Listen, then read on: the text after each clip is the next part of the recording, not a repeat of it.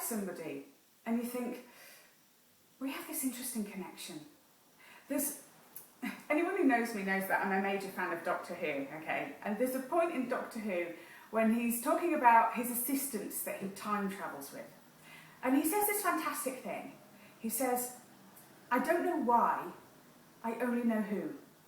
And if you're like me, you've met people in your life and you think, I don't know why I have met you, but I know that it's you.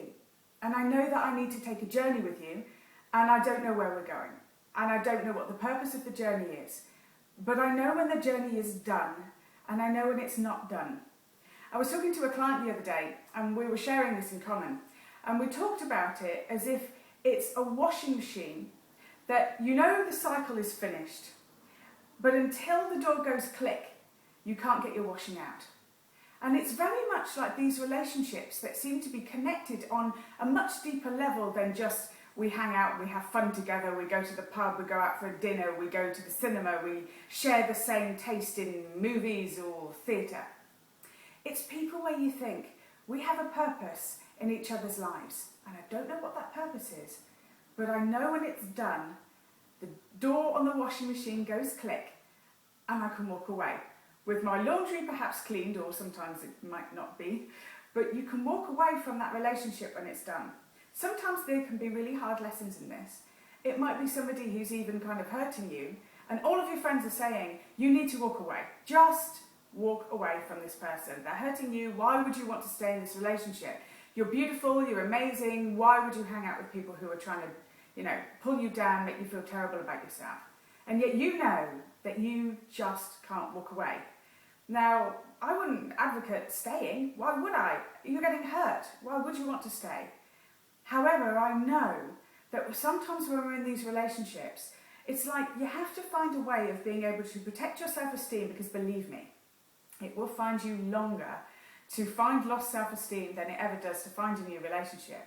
But I'm not just talking about physical relationships. I'm talking about friendships too. I'm talking about just people who randomly come into your life and you know that there is a purpose. And it may be that the relationship isn't working for you. It may be that it shouldn't be anything. But you know that you can't walk away until it's done. So I would say that the thing to do is always protect yourself, take part in the journey, but walk away when it's really done. Even if you feel that you invested so much in this relationship and that you haven't got an equal and opposite return. Relationships are not bank accounts. You don't always get what you invested. It doesn't always come back to you in time, love and energy. But sometimes it comes to you in learning. And learning in a way about a thing that you might have no idea what it was until much, much later in life. Sometimes you meet people, and I kind of call them clowns. You meet the clown, the performance artist, before perhaps you meet the relationship that's really the meaningful one. And really you met the clown because you needed to lighten up. It's like that. We meet people sometimes because there is a purpose behind the relationship that we don't know. We don't know why, we only know who.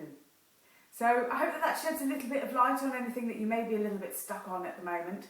And just know that curiosity and allowing your intuition to work from your heart, as I've talked about in my book You Do Know, allows you to be able to become curious about those people who wander into our lives with purpose, so that we can get to the story faster and move on to the lesson quicker.